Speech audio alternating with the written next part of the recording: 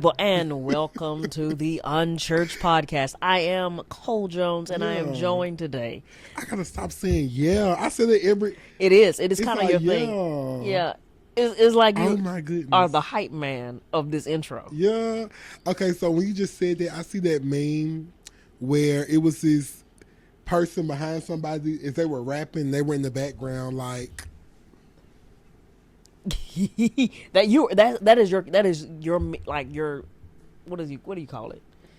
Your spirit animal. Yes. On this podcast. My meme spirit animal. Yeah, your meme spirit animal. But yeah, I'm Cole Jones, and yes, I am joined here today. Don't start with the adjectives. I just love this part. This is my pick me up. Oh, this is your pick me up? Yeah. I am joined here by my immaculate, uncomparable, or incomparable. It's incomparable. Both. Yeah, incomparable co-host, Mr. Antonio James. Can we Andrew. add handsome? Handsome. Yeah. This guy. Yeah. There we go. That gets the people going. Co-host, Mr. Antonio James Andrew. How are you, good sir? I'm good. Look, if y'all think I'm cute, like the podcast. This guy. Oh man. So how are you today? I am. I'm a survivor. Listen. Yeah. I mean, what was the song I was singing earlier? Have a little talk with Jesus. Tell him all about your troubles. He will. That's all I know. Oh, you don't know the words? I don't know no words. What? I thought we've gone. So, I'm sure it's a surprise to you as it is for Cole, even though he's not really surprised. He is, but like I told him this before, he just don't be listening to me, I guess. I mean, I heard you say you don't know the words, but like you sing in so many groups, I thought you had to be like exaggerating. No, that's literally why Jamal always be popping me. Because you don't ever know the words? No. Why don't you know the words? I don't know. You don't know? I really don't know. It's like songs I have sung my whole life. It's just like I just go completely like, I guess, brain dead. I know rhythms. Do you know the songs? I know the notes. Why are you singing them with the group? It would you to be like watermelon, watermelon. Sometimes, listen, if you go back and listen to any of our old stuff, and if you hear that harmony break, it's probably me. Because I forgot the words. Oh my gosh. Like, do I know the gist of it? Yes. When it comes down to the specifics, that's low-key why Jamal be calling me Karen. Like, I'm the Karen of the group. Yes, because I'm the one of the highest singers, because they be faking. But because I will make words up. Like, it's been jam sessions that we've recorded. We've had to re-record because I've literally like butchered the words. Jamal be like, "What are you even like? That don't even make sense." So I have started to at least try to make it make sense within the context of the song. There's a song. This wasn't me, but it was Karen. She was. I'm living a blessed life. I can speak to mountains. They will be moved. One of them, she said, they will be blue. Like, literally. It's just like... She said blue. Are you sure? I'm positive. Because me and Jamal was like, ain't no way. Ain't no way. But she is notorious for messing up words. It's like in almost every live thing, she had her words. Like, I don't know what it is. I really don't know. I don't know. Maybe it's like temporary insanity. Temporary insanity. Yeah, maybe. I don't know. That's something to me. Listen, I'm cute though, so like I'm feeling myself today because look, if you don't, who else will? Well, that's that. But I'm here. I am still here. It's by the grace I feel like you did this a couple of episodes ago. I think so. Low-key, I think the coffee is kicking in. I feel like we go through this at the beginning of every podcast. But I feel like we just need to have some time just to chit-chat. Like, I mean, I agree. We be having such serious topics like, ooh. Yeah. And then you, Lord Cole, always bring the heat. Like, what heat? Watch the podcast. Listen to the podcast. I turn on the air conditioner. And he does. It's so chilly in here. Look, that thing say 69. The way that I sweat. Me too, but golly. The way that I sweat. Jesus. Jesus be a heater, so you done passed it over here. And you started. I'm sorry. We got to get into this topic before I get Yes. sleepy. Because I did not have any I had coffee some of this this coffee, evening. y'all. So I did a little mouthwash before we started. And you know what? I think it's because I have my retainers in. The retainers might be holding a little Residue. because I just sucked them up to my teeth and I tasted the mouthwash. Listen, mouthwash and coffee. Mouthwash and anything. Hmm? A mouthwash and anything. Mm-hmm. So, But we got an interesting conversation today that kind of makes me a little bit nervous. But we're going to have it. mm-hmm. I'm going to let you introduce the topic because it was your idea. See, I don't like that. See, Cole want to throw it on me just in case it don't go good. It's not about it going good. Listen, we need to be talking about. Ooh, I need to come on your other podcast. Uh-huh. You be talking about work and stuff. Oh, yeah, you can come on that one. Cause I got something to say. I might have you on this next episode. Hello. We can film it next. Yeah, cause Lord help. But today's topic is going to be about. Wait, I need to pull it up. Oh wow, that is so crazy of me. Wow. But listen, if you have been enjoying these podcasts so far, make sure you like, comment, and subscribe. Tell a friend. Y'all, we just had chicken wings. So, like, I'm going to stop eating before this. Okay. I might have to just eat before I leave work because, like, this is crazy. That last podcast that we recorded, like, what in the world is going on? And why can I find these? I think that was 2 episodes ago. It's 2 episodes for us, but... Oh, okay. Well, it's still going to be 2 episodes for them. I'm sorry. Yeah. I'm so sorry. See? But listen, regardless of what the fancy title was, we're going to be talking about church and scandal. All right, let's talk about it. Well, church scandal. Sorry, put that together. I mean, y'all, church what is going on with me? and scandal. We're going to talk about church scandal and how it impacts the body of the believers. Mm-hmm. And pretty much like how to reconcile that and like finding a path out of scandal. Yeah. So, yeah. So, in the beginning, honestly, I had the idea to be slightly gossipy and talk about the scandal, but I'm not going to. Okay. That was what had Cole nervous. I personally just felt like, still feel, but like I understand where Cole is coming from. Of like, I think a lot of the times, I don't want to talk vague, but I think when it's vaguer, you are able to apply it to more. I think we can. I think we can talk about situations. Let's try not to call names. Okay. Yeah, let's try not to call names. Okay. Listen, anyways, what I will say, I think that scandal causes a lot of issues. Excuse me. Another thing, y'all pray for me. My allergies acting up. I hope. Is it allergies? It better be, like, literally. Right before I went to bed last night, and now I'm stopped. Do you hear this? I was just running. It's just like you just stopped right on up. Okay, I'm going to be breathing in the mic heavy. OMG. It's like, okay, this is Antonio. Welcome to my 600-pound life. What? My 600-pound life? What? I'm going to be breathing in the camera. I can't breathe through my nose because literally I can't. Like, I can't, almost choked. What happened? I was trying to breathe through my nose, but I couldn't. And like I just had to switch back to my mouth manually, like mid breathe, because But you're blowing in the mic.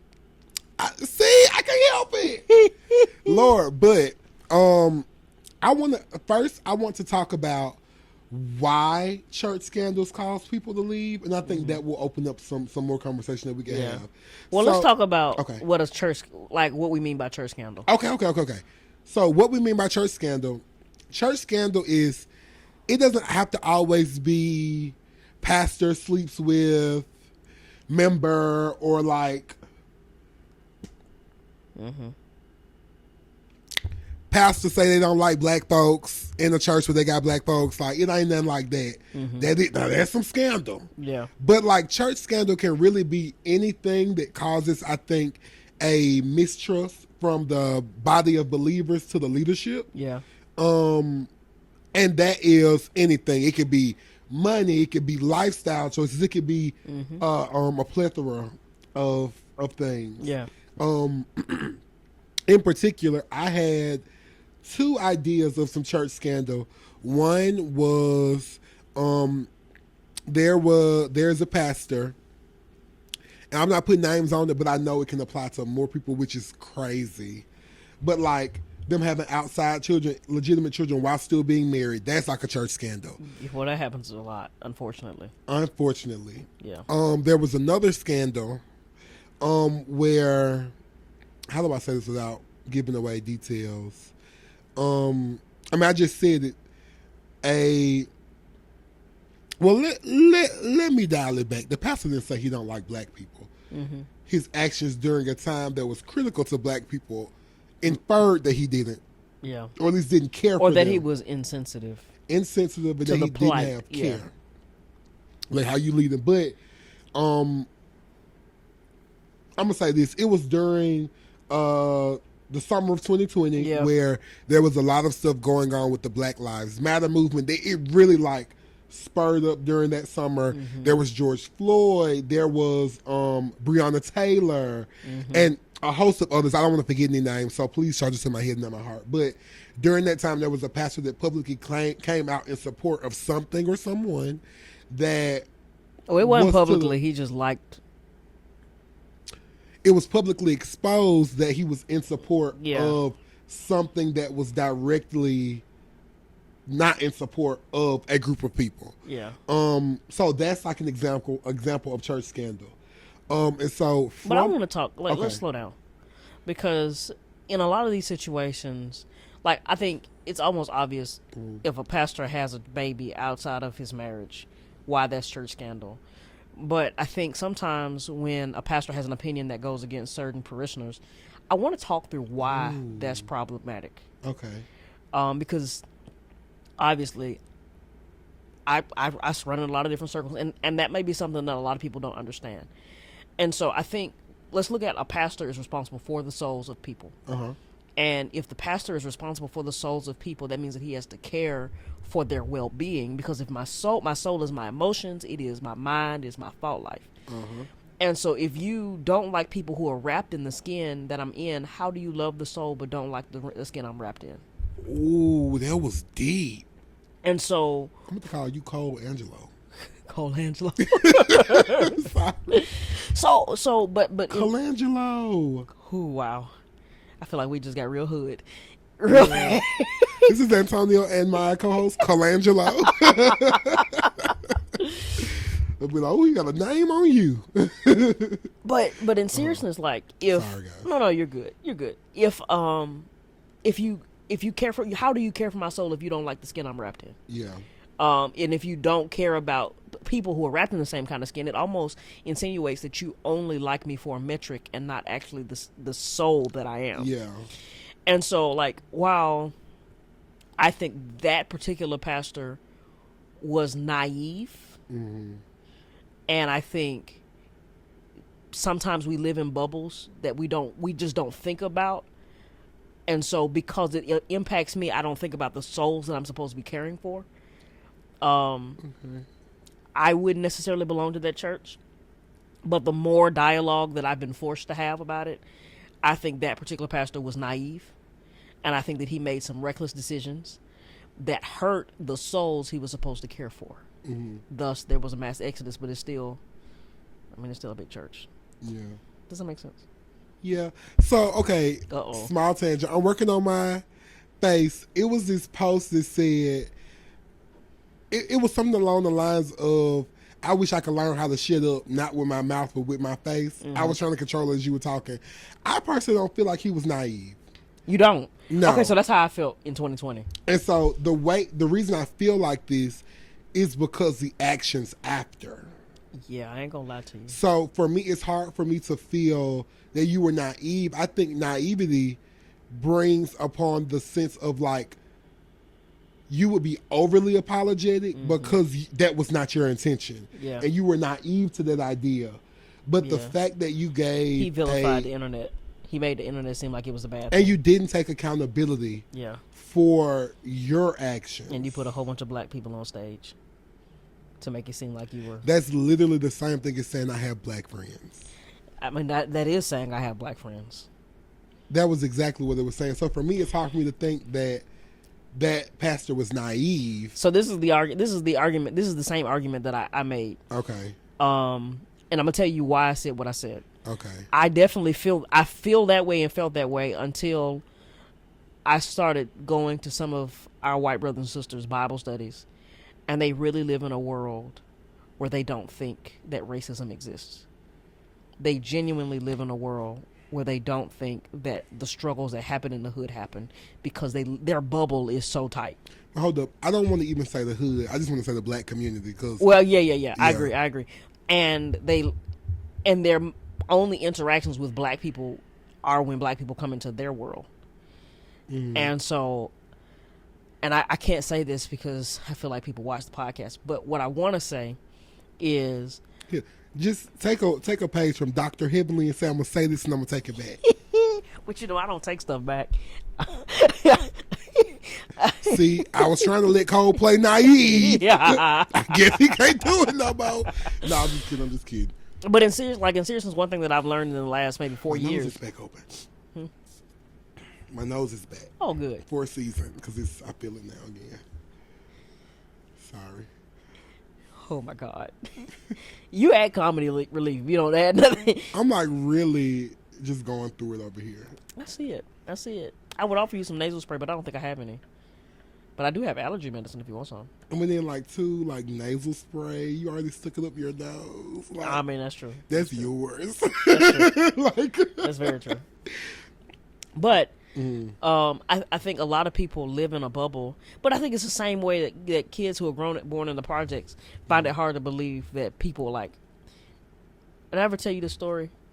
My mom drives a nice car. And when I was coaching basketball here at the church, obviously we're in the hood, really, really bad neighborhood. And one of the kids asked my mom, Miss Jones, what kind of drugs you sell? ooh, wow, that was jarring. I'm sorry. Because I want a car like this. And of course my mom was like, first of all, Yeah, I wish I could have been a fly on the wall or on the car. at the time she was like, I run the largest court in the state of Alabama. Be careful who you ask who sells drugs. Second of all, I went to college. And third of all, if you go to college and get a good job and work really hard too, you can drive one of these cars too. And of course, that was the most Vanessa Jones answer. It was. Yeah. To the T. But the same way that there are kids who never come out of the bubble of their 4 blocks, you'd be surprised how many wealthy, disconnected white people live in their neck of the woods and they don't ever come out. And so all they know is what they hear on the news, what they see on the sound bites. And so like I'm learning because of exposure that half the time they don't know no better. And they should. And I feel like they should do more to be exposed, but half the time they don't. Their little bubble is so tiny. I hear you. I know you don't agree because I was exactly where you were. Yeah, like that's still just not moved to me. I think I would assume that the child that your mom was talking to, their reaction would have been, "Oh, I didn't know that you could do that." Is that along the lines, or they was like, "Nah, you sell drugs." Nah, he was kind of looking like college. I thought that was for white folks. Okay. But that still don't equate to getting on there and being like, it's the internet. That's like him having that conversation. I believe that in your is naivety a word? Naivete. Naivete. I'm just not going to say it. And being naive. Yeah. you should be open to correction. I think especially in that moment. Now, what I will say, I feel like it was a lesson learned. Mm-hmm. I'm sure he approaches social issues very differently now. Well, he's not on social media anymore. But that doesn't solve the problem. Thank you. I'm happy you said the part I did. Yeah. All they did was like, now I'm just going to be ignorant. Like the offline. internet is, yeah. Okay. That don't solve nothing. What I thought was very interesting about that, though, Mm-hmm.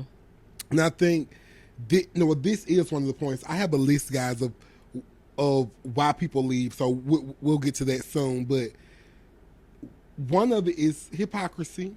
Okay. And I think that is very interesting. And I was wondering what his next steps were going to be during that time, because that pastor set his son down from leadership for a scandal a few years before his. Yeah. So I was wondering if he would take the same approach, which I figure he wouldn't. But that also, and I was never a member of this church, so I'm going to make that very clear, but I did attend. So I want... But that bothered me more, too, because it's like, not only are you not taking the same approach that you would, well, since the word of the day is lead by example, that's some shade right there. Why are you giving out consequences that you yourself cannot handle? So there's... That was my first thing. Okay. But... Well, I was going to respond to that. Okay. So I forgot there's this thing that I've been studying for years. You know, I studied the church. That's kind of where unchurched comes from. In the black church, historically, the black church addresses both personal sin and systemic sin. Okay. In the white church... elaborate a little more for the people that may be a little confused. Okay. Personal sin would be like, okay, I lied, I stole, I had an affair, like those like things that I personally did against God. Systemic sin is when a system sins against God and people. So a systemic sin would be like racism. A systemic sin would be like the 13th Amendment.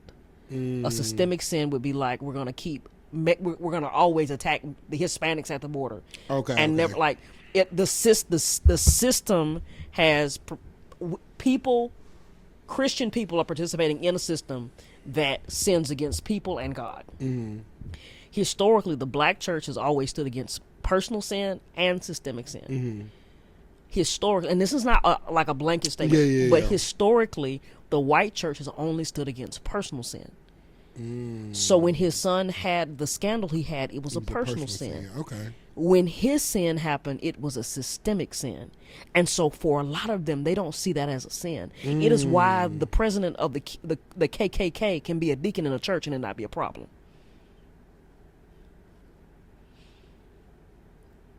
It is why skinheads and members of the KKK can be preachers and good trustees in their churches, because they don't believe in systemic sin. They don't even think that this is a thing. See, I thought they was members and all of that because they was just hidden. No, they're in it together. They know that each other. They know who they're members with, and so when we look at, like, let's be clear. It is a sin for me to lie. It's a sin for me to steal. If I had sex with somebody outside of my wife, all of that is sinful. But God punishes Egypt too, because Egypt had created a system that enslaved a group of people. And so when he brings the 10 plagues, it is God judging the nation and the system. The same way that when various people sin, God judges them and there are consequences to their sin.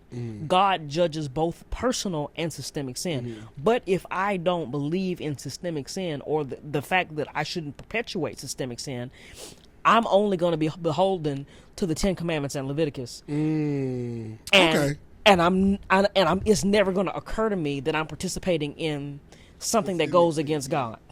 Okay. That is why they can use the Bible. Yeah, that's why they can use the Bible to enslave people. Well, pull parts of the Bible out to enslave people. It is why, And so when we understand that, you look at those scandals, and they don't feel like that they're being sinful. Okay. And I know that is like hairy territory, because if we believe in one Jesus, but we don't even have a similar view of what the church is for. It is also why a lot of white preachers throw off on black preachers that talk about social justice from the pulpit, and they say only preach the gospel. Right. And then that's a whole thing, and that'll probably get me in a little bit of trouble, but it's okay. But they make statements like only preach the gospel. Well, if I believe that God judged systems and he died for people, and Jesus was killed by a system, how do I then say that I can only preach the gospel and I leave out this whole big piece of the gospel? Sure. Okay, you know what? I get that. And honestly, having that knowledge does give you a different viewpoint. Now, I still don't change my stance, but I can understand. But I mean, I didn't say it was right. yeah, no. Yeah. He didn't say that at all. But back in 2020, that was how I looked at it. So that even further rubbed me the wrong way. And I was just kind of like, interesting. Because me personally, I have always believed in fairness. Okay. Being like one of the in my family there were at the time 4 grandkids, 2 girls, 2 boys. My younger cousin Solomon was always, well, not always, I mean obviously if he was younger than us once, he gonna always be younger than us. But he, for some reason, he was like a year behind us, but it always felt like he was like 2 or 3 years behind us, because Solomon used to be like real little. Solomon is huge now, it's crazy. Yeah. But he was always real small, so it's like it never registered. I forgot where I was going with this. What were we just talking about? We were talking about systems, but you said you felt like that in 2020. And so you've always been big on fairness. Fairness, boom. I've always been big on fairness. So like for me, when me and my other cousins, Summer and Jaden, when we get into it, oh baby, you hit me, I'm gonna hit you back, because that's what's fair. As a child, y'all, we don't do that. But like for me, it was like that's what's fair. When I'm out playing with my friends, you cag me, I'm gonna cag you. Like I've always been a big person that has believed in fairness. So that's always followed me into my adulthood. So with my viewpoint, I just felt like it was fair that you stepped down. But now I understand why he possibly, that may have not even been a thought. But also I'm wondering, like, where was the church system? Like, you know, the other day we had a conversation about the church politics are going to be the same. Where were they at? It was, Like, you it's a ain't white have system. nobody, but then you pulled all them black folks up on stage, and they a fool for going up there. I was like, I'm not going up there. That was a lot. I would have been like, I'm not going up there because I'm not no ploy. I mean, I hear that, and I agree. Yeah. I do agree. So let's think about it like this. Okay. If I'm part of a system, and this system has served me, Yeah. I mean, we can even look at like this. Sometimes, come election time, I struggle because I'm black and I'm Christian. And I ain't saying that there are certain candidates that I would vote for, but sometimes I wrestle with I'm black and I'm Christian, and so one side creates policies that are not fair to black people. The other side creates policies that go against what I believe. And so a lot of times I wrestle with who in the heck to vote for. Not recently, but Make that clear. but even like more so on a state level, state and county, city, I wrestle with, well, who do I vote for? Because sometimes the policies that benefit my color don't always benefit my faith. And so if I'm a part of a system that is that church or is that organization, I'm a part of a system where I believe that they have helped my faith. They have given me an atmosphere where I feel like I can, and that's not my testimony, but they have helped my faith. They have helped me come into the light. I'm fired up about the gospel. And I know that this pastor has helped me in that vein. I don't agree with what he said, but I know him as a person. I see his humanity because I'm up close and personal with him. Okay. Like, and so we're so far removed Yeah. that we, you know, we're out on the outside looking in, but from the inside, and I'm part of the system. I know the totality of the humanity, and I can say that from this. I know that there have been a lot of things that have happened at our church that I'm like, okay, y'all over here making assumptions, but like, do you know my person? You know my humanity. Like, you've known me for 30 years almost. Like, if you've known me this long, why is this even a question? Because you know me. And so I think from the outside, we don't know him. That's true. That's true. And I know that is not where we wanted the conversation to go, but I'm just saying we don't know him. Yeah, yeah. But I also feel like that's what happens with people who leave said churches. And I was encouraging people to leave that church. I'm not even going to hold you. When it happened, I'm not going to even lie about it. Like, but in And looking funny if you still a person of color there. I can't lie. For me to this day, I'm side-eyeing. I'm like, yeah. okay. And in retrospect, like, if we're gonna be honest, me too. But as I've learned and I've lived and I've been around other groups of people, I realize that it is often more complicated than that. Yeah. Especially if, I'm gonna tell you this: the higher I've gone up in leadership in church, period, the less respect I've had for a lot of people. Because you see a lot more than what the lay person parishioner sees. And so I find it, the older I get, the harder it is for me to judge somebody's attendance. Unless the Lord himself grabs me by the collar or the ear and makes me go, probably wouldn't belong there. However, I can't say what the Lord has said to somebody or even made them do because he's got them under mandate. Yeah. And then I want to low-key wrap up about this church, but I'm going to say a few more things. Also, the thing that bothered me with this particular thing is that I knew people personally that left the church but also left the faith because of this. Me too. So it really bothered me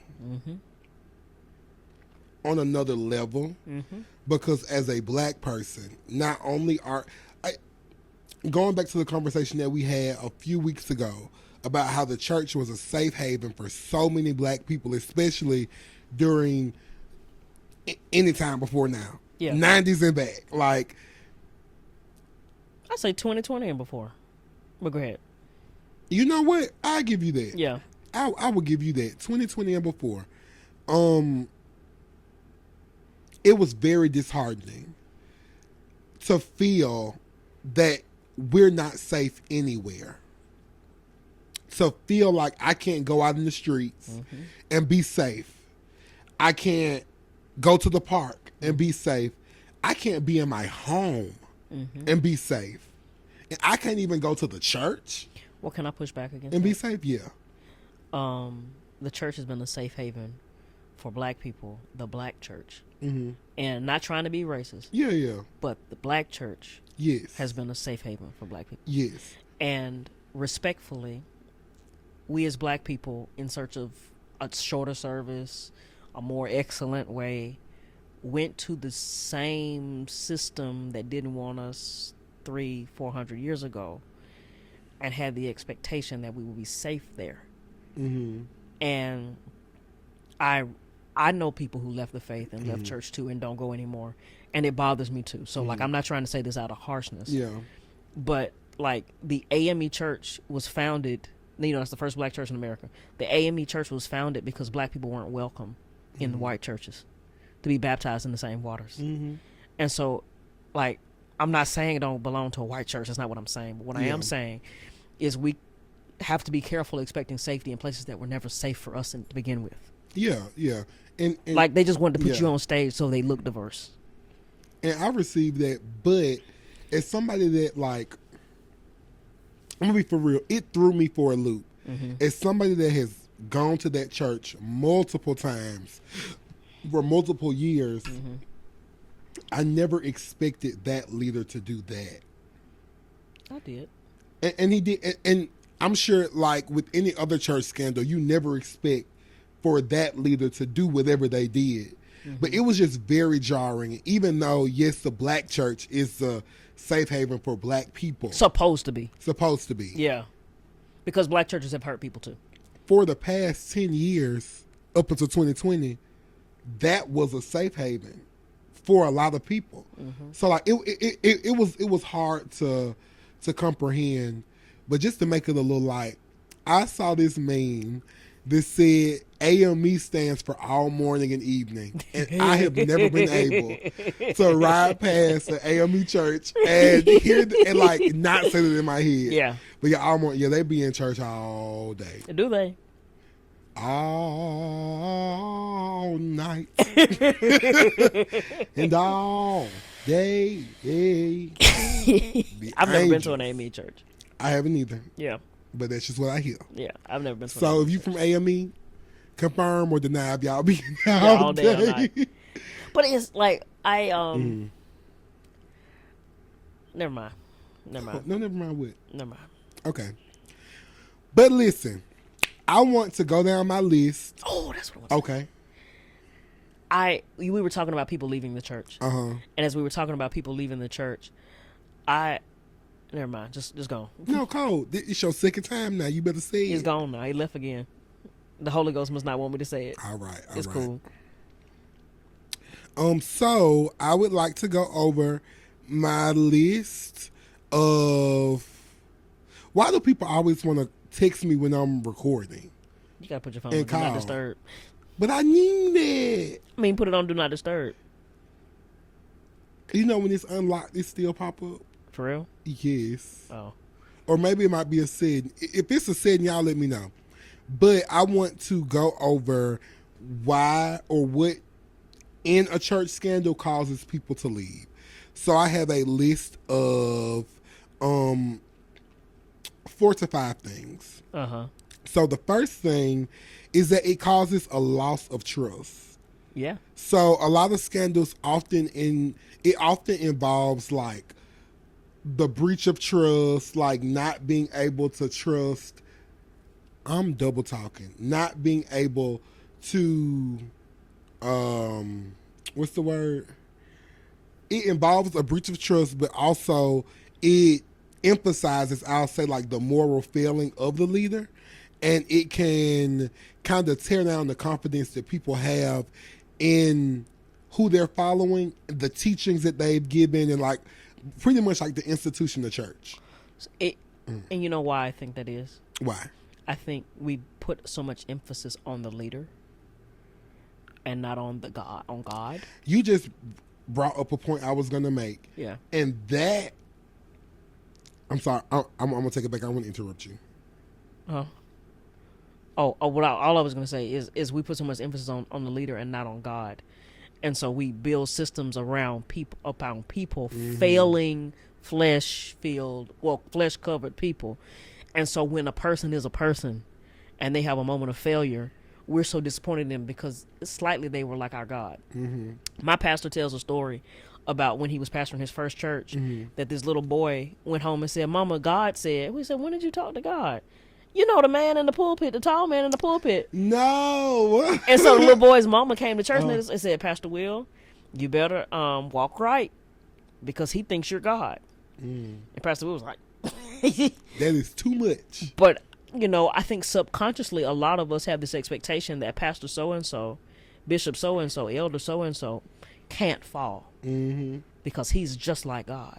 Yeah. They see him just like the people of Israel saw Moses. When they saw him, they saw God. And while to a degree that's important, but to a different degree, understanding that there's a difference between pastor and God, because pastor will make a mistake. Yes. And that was what I was forgetting to say earlier. That I'm almost happy what happened in 2020 happened with that church, because I think it unveiled for a lot of people that they were following the person and not actually God. And with my friend that did leave the church, we were able to have this conversation of like, okay, girl, God ain't do that.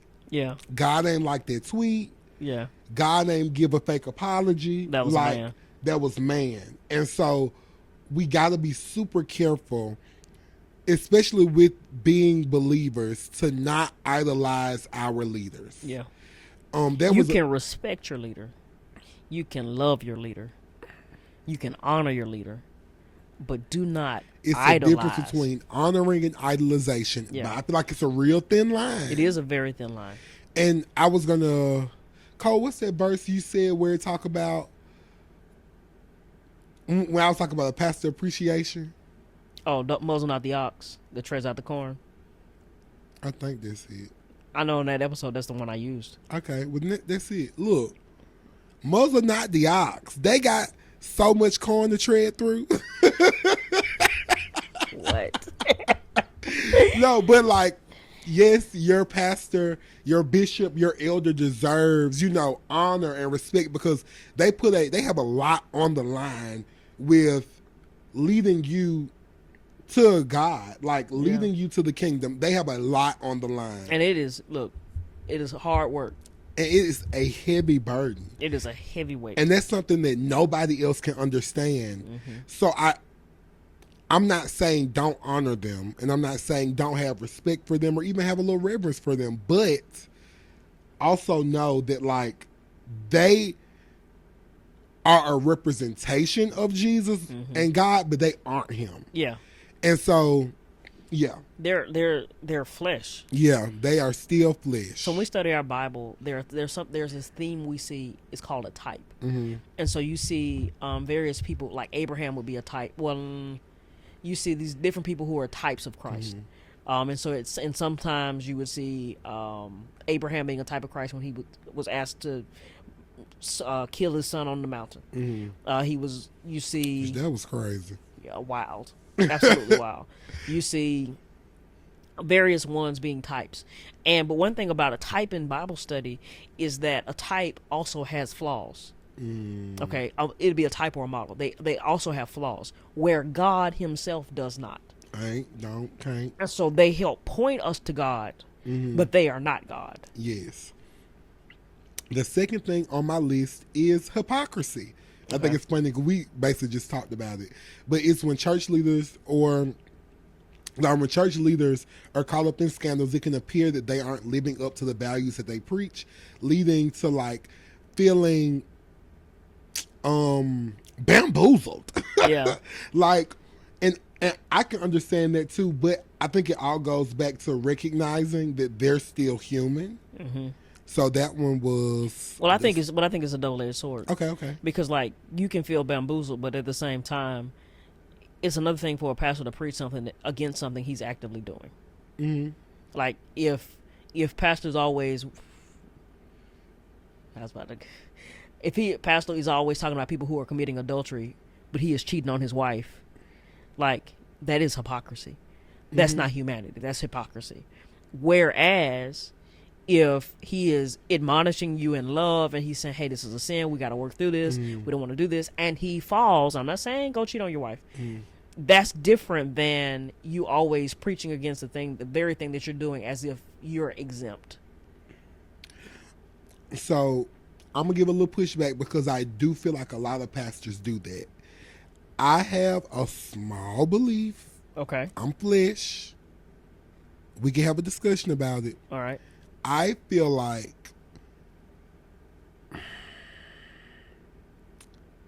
I've seen pastors preach about stuff, and it is because that's the sin that they struggle with. Well, that's what I'm just saying. Yeah. But, okay. Eraser, go back. It's hard. Okay. Re-explain, low-key, what you just said. So, it's one thing for a preacher to struggle with something and be admitted that he's struggling with it and then say, hey, this is wrong. We're coming out of this. Mm-hmm. It is another thing for the pastor to preach against something and treat it as if it's not something he struggles with. And like that's the line between hypocrisy and humanity. That's what I was going to say. I don't think I have ever seen a pastor do that, though. I have. I haven't. I've only seen... I feel like every time I've seen a pastor talk against something, it is something that they struggle with. It's not like well, listen, guys, I struggle with gluttony. let's discover why, I do we it. shouldn't be I do it. I gluttonous. do it all the time. That's you, and you're one in the, Well, yeah, but you're a needle in the haystack. I guess I'm trying to create a new norm, Okay. and not just in practice, but I also want to use this platform to empower the preacher, but also to inform the person that you can preach against something, be transparent that you're struggling in that thing, and that does not mean that you think everybody's going to hell but you. Because I think that there's this toxic cancer going through the church where because I'm the preacher, I'm exempt, and that ain't it. It's not, but I think it is because us as the sheep, we make them feel like that. Well, that's what I'm trying to say. That's Yeah. what I'm trying to speak against. Okay. Is that we're all human, and like there are pastors and preachers, and I know some of them, and I wouldn't dare call a name, who are actively struggling with a porn problem. There are preachers that I know that I've had conversations with that I know are married and are constantly commenting on women's bodies. There are pastors I know that are struggling with certain things. It is one thing to say, I'm human, Lord, I'm fighting through this, and I haven't yet apprehended. I haven't overcome this.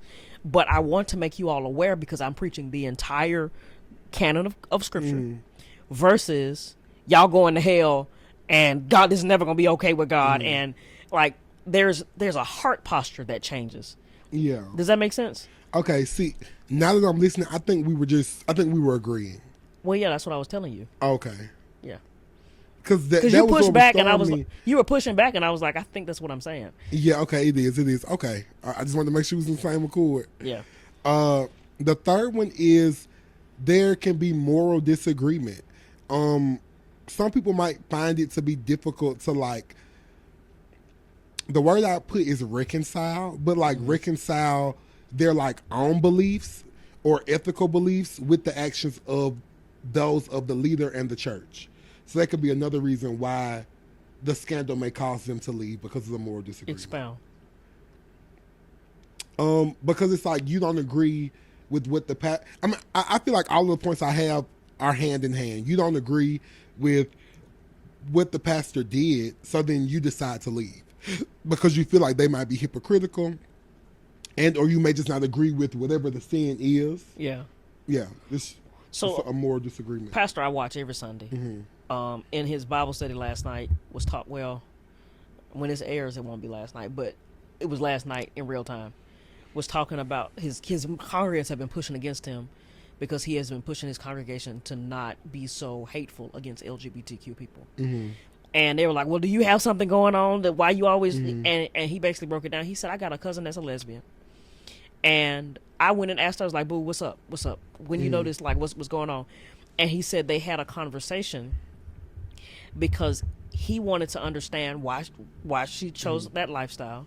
But what he also wanted to Sorry, not to interrupt. Do y'all know that meme where it was like a Nigerian interviewer and he had a lesbian on the panel and he just at the beginning of the interview, why are you gay?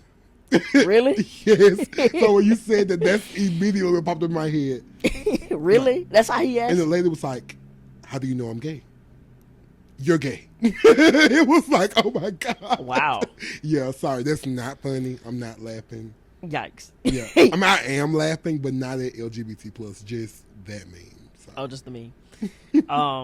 But he basically said that as the pastor, he has been in the office where people have been ready to commit suicide because their family has disowned them. He has been in the office where various people have come to him and they're in such a bad place. And he said that while he does not agree with the sin, he doesn't want the person to die. And I think the church has done such a poor job of only seeing the sin that we don't see the person and their humanity. And I mean, this could be LGBTQ, this could be adulterers, people who are divorced, it could be people who have murdered, it could be people who, like, at one point we had these two brothers who were in prison for raping a white girl. Most of the congregation don't believe they did it because they said there wasn't DNA evidence. I wasn't there. I wasn't alive. But when they got out, there were various members that were upset that people were accepting them back with open arms. Whatever it is, I think it is incumbent upon us, the Christian, to see the humanity of people before we see the sin. And I think when we talk about people leaving because they don't agree with the moral failure of the preacher, the leader, I just want to challenge our viewership. Like, I'm not challenging what you said. I just want to challenge our viewership as Christian parishioners and people to see people's humanity. Yeah, I agree. Like, see that is somebody's baby. That is somebody's brother, sister, cousin. And if you can look past what you don't like about a person that they do and see that they are human and they're not a perfect being, I think we go a lot further. Honestly, I think that's the whole gist of the episode. I got like 2 more things on this list, but we ain't really even got to go over it because I just feel like that is the gist of the episode. Yeah. At the end of the day, no matter what the scandal is, yes, you can make your own personal decision if this is the church for you based on that. For example, the other church with the pastor, my decision would have probably been, I'm finna kick rocks, dude. You know, may God watch between me and thee while we're absent, because we will be absent. Yeah. And that'll just be that. But in other areas, I do encourage you guys to remember that your leader is a human. If they were God or if they were the Savior, then that unwinds the entire religion that we believe in. Yeah. We believe Jesus already came. Exactly. So if we're going to give this leader the same admiration or same just like platform as Jesus, then you don't believe what you believe. Yeah. So I do want to encourage you guys to see them as human, because at the end of the day, we all have flesh. We all have our desires, our imperfections, our things that lead us away from Christ and lead us away from being like Christ. Yeah. And it's important to remember, just because the struggle is not the same as yours, Yeah. it's still a struggle. But I do want to pivot before we wrap up. Because we were talking about what does scandal do to the church. And a lot of times what scandal does to the church is it changes the lens with which we see the gospel. And I don't want us to take off our 2020 vision goggles and put on some purple lenses. Yes. Or put on some red lenses. And now I think that everything related to Jesus Christ is tainted with that color. But I do want to challenge my ministerial colleagues to be aware that you are responsible. Yes. Like, you are like, there are some things, some hills you may have to die on, but you are responsible for what you do. And so being faithful to your wife, trying to follow the gospel as close as possible, like, all of those things are important. And I realize that there are some things that we're going to disagree on. Like, some people are going to leave because they're just never going to believe what you believe. Do you hear me? Some people are just going to be unhappy because they unhappy, and let them leave and go be unhappy at the next church because they're going to still be mad. And they'll probably go to the next church after that. After that. So you just let them be mad. Yeah. So they get themselves together. And they may be mad forever. I really believe that it's both of our duties. For sure. It is the preacher and the parishioner's duty to try to stay united. Yes. It's the preacher's duty to try to lead well and to live well, but it's also our duty as parishioners to love well, to live well, and not expect the person to be God. That goes back to my favorite point of the podcast. Be in community. If you were in community with your pastor, sorry, Locumus. If you were in community with your, he's gonna get up and get in my face. If you were in community with your pastor, hey, buddy. You woke him up. Yes, but if you were in community with your pastor and or with your members, you would be able to see their humanness. Hey, buddy, like, literally, I love you so much, but like, what's all in your throat? All I'm gonna say is, don't get up here. Y'all, low-key, just like, it wasn't quite a growl, but it was like a, I love you though. It's who he is. Loki sassy. Oh, very. Like, Loki is very sassy. I picked him up from daycare, and the lady that works the front desk said he was so sassy with her today because she didn't come rescue him from his regular class. Do you know how spoiled that is? Yes. A dog that goes to daycare was sassy with the teacher because she didn't come get him out of class. Loki is literally me in dog form. But that's why it's important to be in community with your church family, whether that's the leadership, whether that is the other members, so that you can see them as a person, so that you can understand and also do life with them. And can I push this? I'm gonna push this all the way home. I think that is why you've got to belong to a church that allows you community. Yes. I know that it is convenient to be able to go somewhere where you don't have to serve. I know it is convenient to be able to go somewhere where you're just a number. But when these types of topics come up, and every church goes through scandal. Hold on real quick. And listen, y'all, I don't like the usher either. Oh my God. Ushering ain't the only way to serve. No. Find your way to serve. You could be in the parking lot ministry. Yeah. You could be in a bus ministry. You can sing in the choir. Look. If you can really sing, you can sing on the praise team, but that's if you can really sing. Listen, it's room for everybody on the praise team, whether you can sing or not. You just can't be tone deaf, but like, okay, Be careful, man. You gonna welcome somebody who is tone deaf to think they can sing. I would welcome that. We could start some vocal lessons. Hey, babe. In my experience. Listen, not this Sunday. This me rubbing their back. Not this Sunday. She rubbing their back. Not this Sunday, but look, next Sunday. You gonna need more it's than a next maybe. Sunday. You gonna need next. You know Sunday. what? But how about this? Let's find ways to include people, even if that's not where they should be. Oh, I agree with that. Maybe they shouldn't be on the praise team. Well, look, you have an extra person in that section. How about this? They can sing in the choir. They can do that too, Cole. Statistics show that if somebody stands next to somebody that can sing, both of them are going to sound better. And that's what I was going to say. Which is why they can sing in the choir, not on the praise team. You cannot give them a mic. Well, we can, instead of it being a 3-person praise team, it can be a 6-person. You're not listening to the words that's coming out of my mouth. I hear you. I hear you. I'm just saying, Cole, you never know, man. I'm telling you, man. Like you said, what if they pressed their way through and they got to rehearsal? They should have came to choir rehearsal. Well, listen, I forgot why I'm just being crazy. I don't know. But I guess my whole thing is this, is we have to be more careful because I think not only is the church watching, but the world is watching.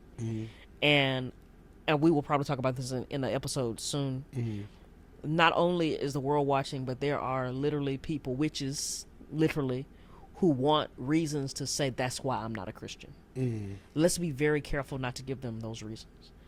I even would say there are probably people who watch this podcast who don't go to church and they're like, well, I don't fool with the church because. Let's not put ourselves in situations on purpose. Like there's a thing that old people say, protect your witness.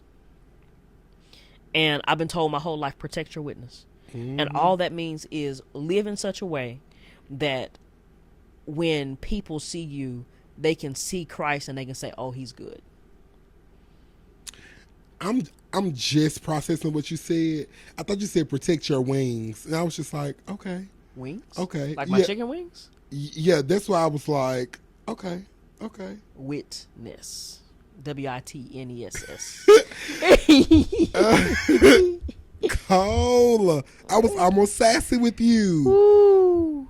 I was gonna say I heard you now.